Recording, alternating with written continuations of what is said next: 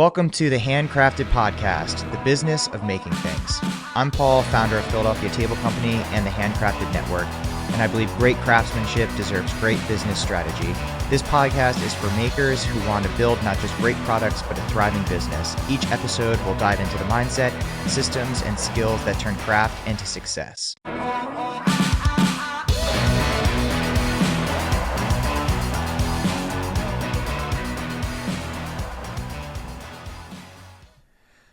All right, guys, welcome back to the Handcrafted Podcast. I hope all of you guys had a great Thanksgiving, got some time off, got some time with your family.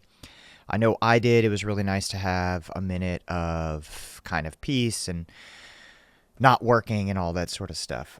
So hope you guys had a great holiday. As we gear up into the end of the year, it's time to sort of start thinking about what does next year look like and how are you going to make 2026 a year of growth as opposed to stagnation? I've met many woodworkers and many business owners who are just comfortable.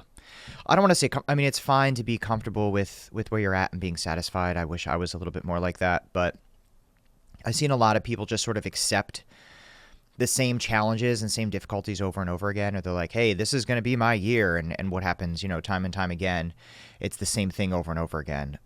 So with that said, brings you to the sponsor of the group, which most of you guys know, is the Handcrafted Network. We're doing a bunch of top of year type things. I have a really cool quarterly and yearly planner that I like to use. It's not like a planner, like a calendar, but it's like a revenue planner. So it really allows you to set your goals, set your agenda, and break down revenue-wise sort of what you need to do week after week or month after month to hit your goal at the end of the year.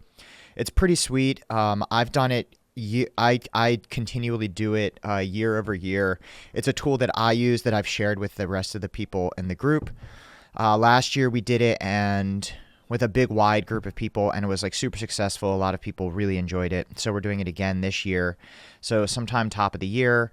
So if you're interested in joining the group, it's the handcraftednetwork.com. You can go there, join the group, and start partaking in a lot of this stuff. I always say, hey, a great 2026 starts now in December. I'm already starting to look 4 months ahead. I'm starting to look at people that I'm hiring and growth strategies and what I'm going to be doing to continue to grow my business, Philadelphia Table Company. So if you're interested in doing that, if you're interested in growing next year, I think it's super helpful to start thinking about that sort of stuff now.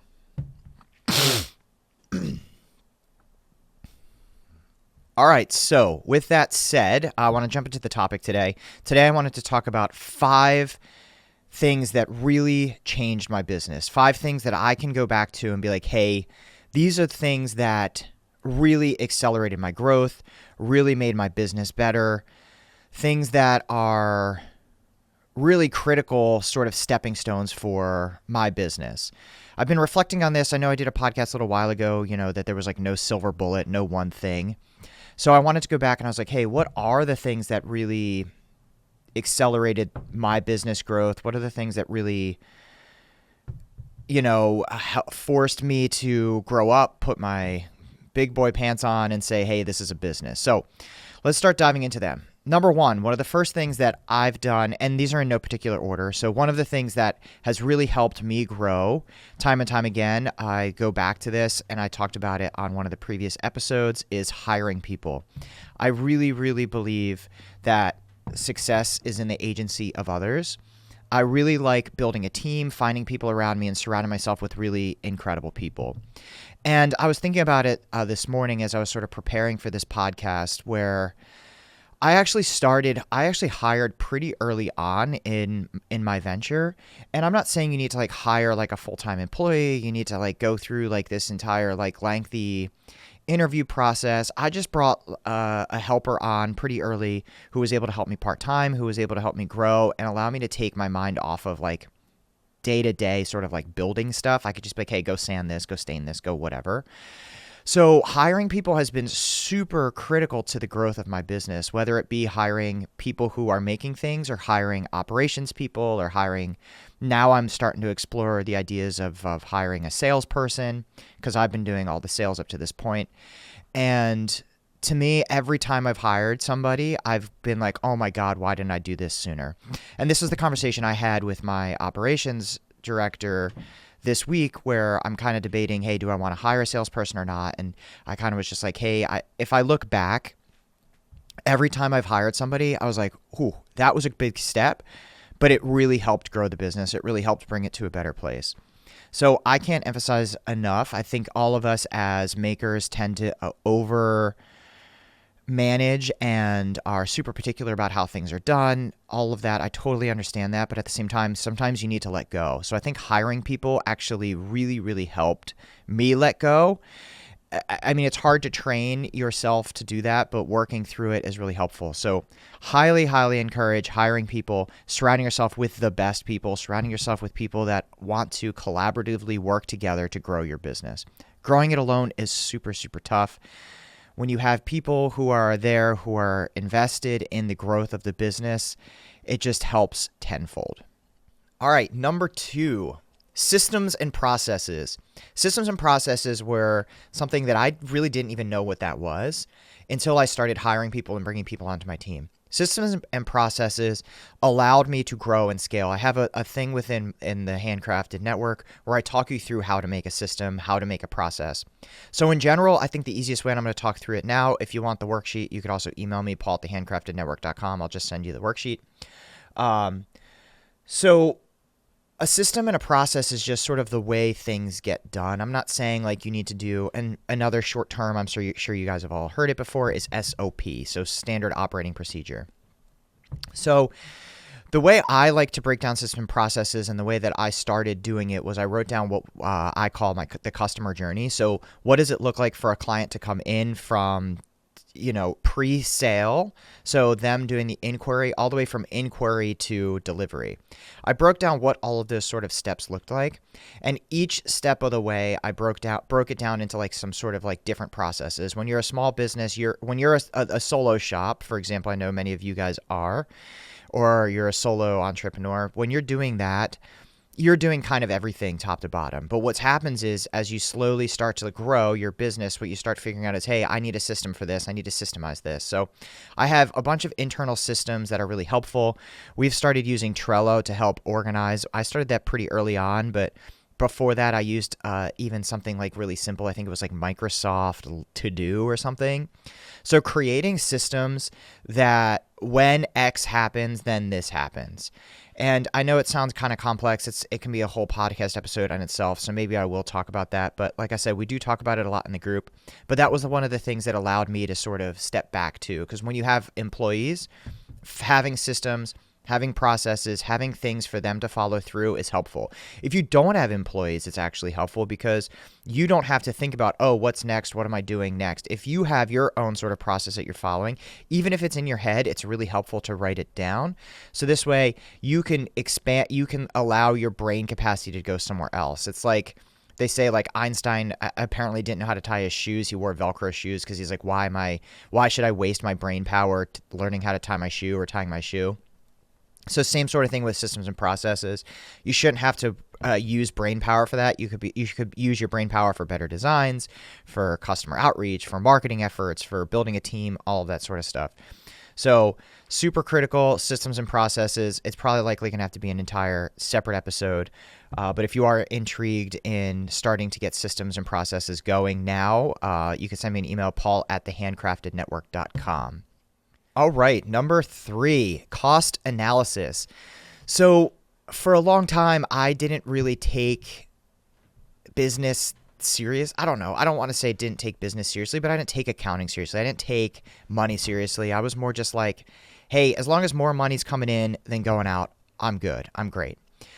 Until I actually sold something to one of my mentors, the guy who I bought my building from, I rented from for a while. He's like, hey, I want to purchase a table.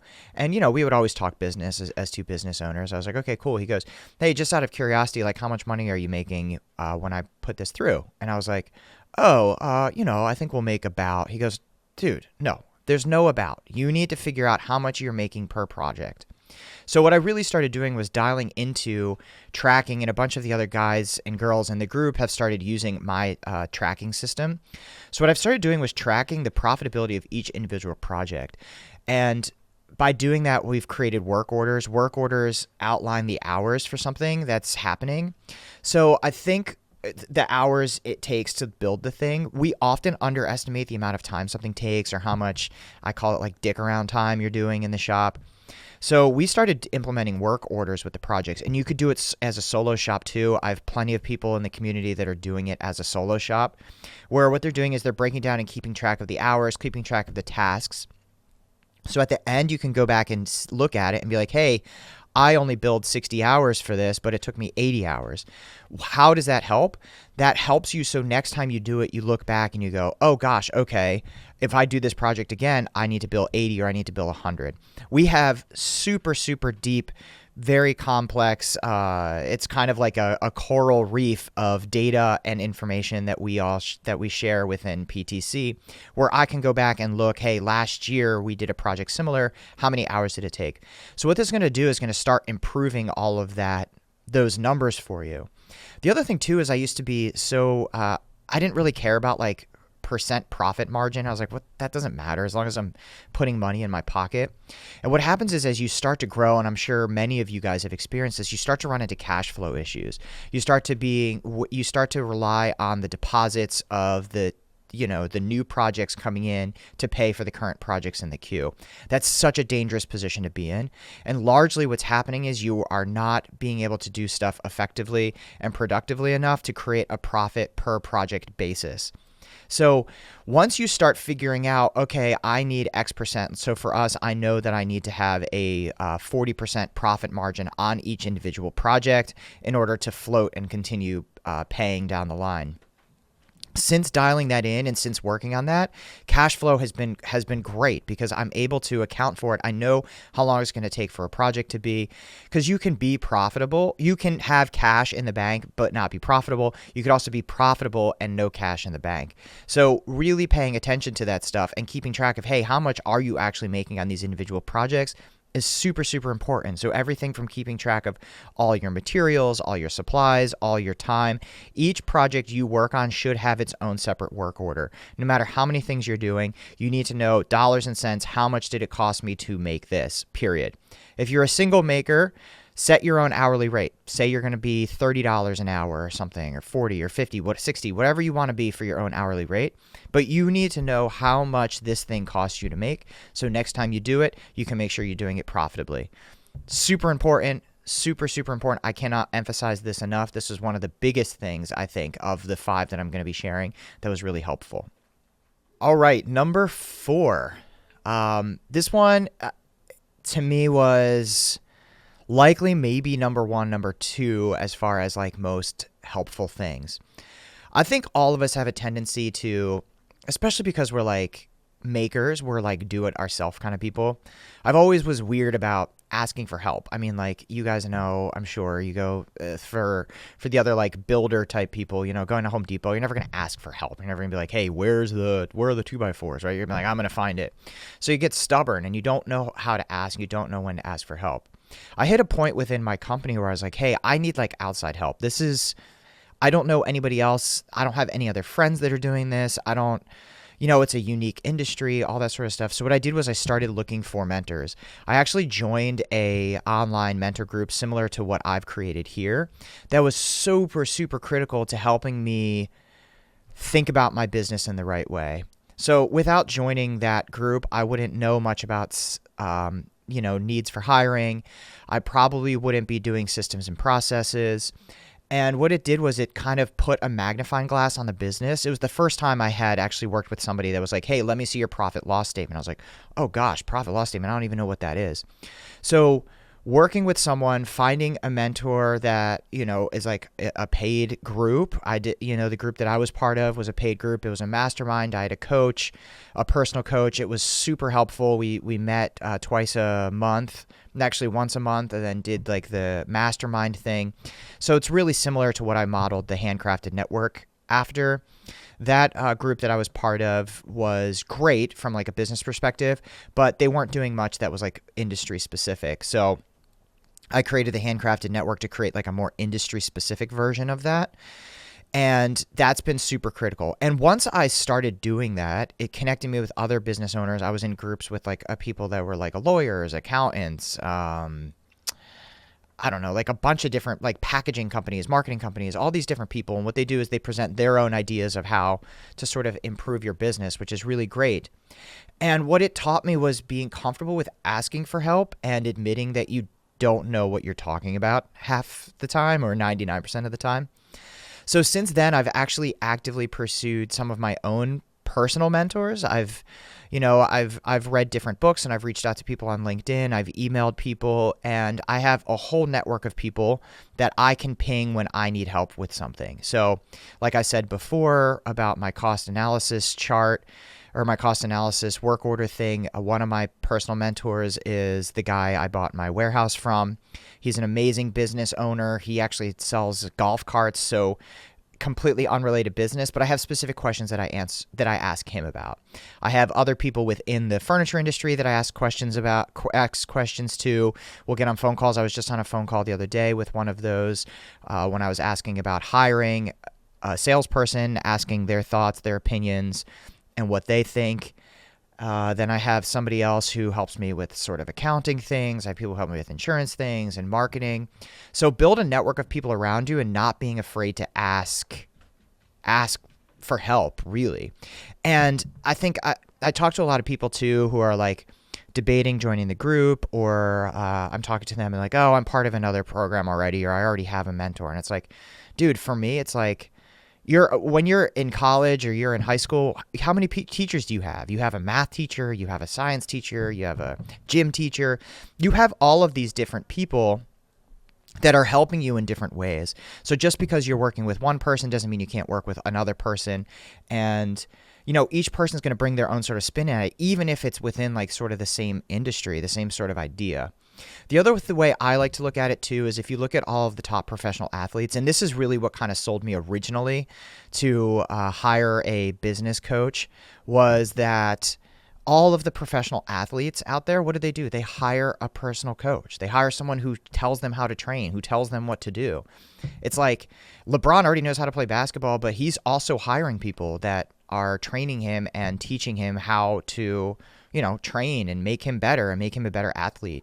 So just like any sort of athletics, business is the same sort of way. Like you need to have people that help guide you along the way, tell you what exercises to do, see where your weak spots are. A lot of times we can't see our own weak spots until you're talking to somebody and they're pointing them out to you, or you're asking, or you're with somebody who's asking questions. So to me, having a mentor, asking for help, surrounding myself with like-minded people is incredible asset. It's something that continually pays off.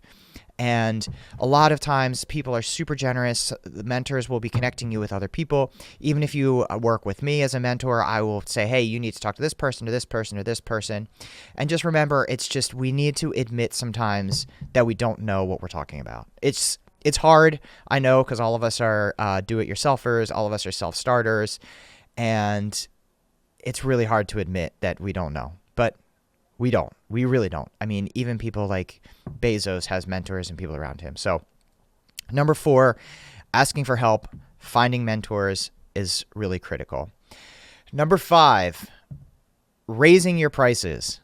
Raising the prices was really important for me because I was able to actually make money. I think all of us in this maker space feel weird about charging more because we get in our own way. I think, like, for me, it's like we sell $15,000, $20,000 tables. Would I ever buy that? Probably not. I mean, maybe, but probably not.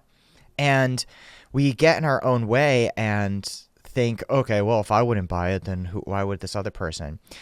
And actually, one of the first things, going back to what I was saying about like the mentor and like coaching thing, when I first joined that program, one of the first things they said was raise your prices. I was like, I can't raise my prices. They're like, yeah, you can. Just do it. So I doubled my prices of a lot of things. And we ended up being more profitable. We ended up being more successful. We had more money to play with. We had more money we could put into marketing. I could hire, and it kind of fills the rest of it out. Like, I'm able to hire amazing people. I'm able to treat my team well. I'm also able to make more money. So raising prices was really important, and I just kind of had to get out of my own way. I think a lot of people get scared to do this because, like, well, this is what I'm selling. And if you're sending out 10 quotes and sending out 10 bids and all 10 move forward, I think it's time for you to raise your prices. That means you're too low. And you don't want to be known as like the low priced person or the low priced option, because what does that mean? That's just people are coming to you because it's like, oh, go work with Philadelphia Table Company. They're the cheap guys. They'll get it done for you cheap. And you don't want to be known as that. So I think probably a really good number is 20 or 30% of people that you talk to should close. And once you're right around that number, maybe you're right where you're at. But for me, I wanted to accelerate that even more. So I adopted a luxury strategy, which I talk about a lot. I understand it's not totally for everybody, but it's a really helpful way to increase the pricing. And that's what I did. I was like, okay, if I need to increase pricing, I need to figure out how I do that. So I learned a luxury strategy. So raising prices is great. It goes back to what I was saying about the cost analysis part. And sometimes it's a reality check. Like going to the cost analysis, you'd be like, I have no choice but to raise my prices. So raising your prices is just going to give you more cash in the bank, give you a little more freedom. It's not a Scrooge McDuck kind of thing. It's not like, give me all this money. But the way I look at it is like a well-run business is a healthy business, which is better for the employees, is better for yourself, is better for the world, is better for the environment. I'm not saying you need to go out and be a billionaire or charge excessive amounts for things, but raising your prices just allows you to run a better business. It allows you to have the mental capacity to not be chasing leads. You can work with the people you want to work with. I just think it's really, really important. All right, guys, I hope this was helpful. I am collecting questions for an office hours. I've been getting a bunch of questions. So if you have questions that you want me to answer, email me, paul@thehandcraftednetwork.com. Again, that's paul@thehandcraftednetwork.com. Also, please like and or subscribe or whatever it is that you do on your podcast or YouTube. For those of you guys who are watching YouTube, I am recording these in my basement, so that's for now. Working on my office upstairs currently is under renovation, as we are expecting a child imminently in the coming weeks. So office got converted to a nursery, so working on that currently, but I've actually kind of set up a nice little shop in my basement, which is working out fine. And yeah, so with that said, send me some questions, paul@thehandcraftednetwork.com. I'm thinking of doing office hours maybe next podcast episode. If you have any other questions about joining the group, it's paul@thehandcraftednetwork.com, or just go to thehandcraftednetwork.com. I'm reworking that site a little bit now too. So if you have any other questions, there's like a button on the bottom where you can schedule a phone call with me to kind of talk through stuff. All right, guys, have a great week. Hope you guys are booked, working hard, and but not necessarily too hard. Anyways, all right, peace.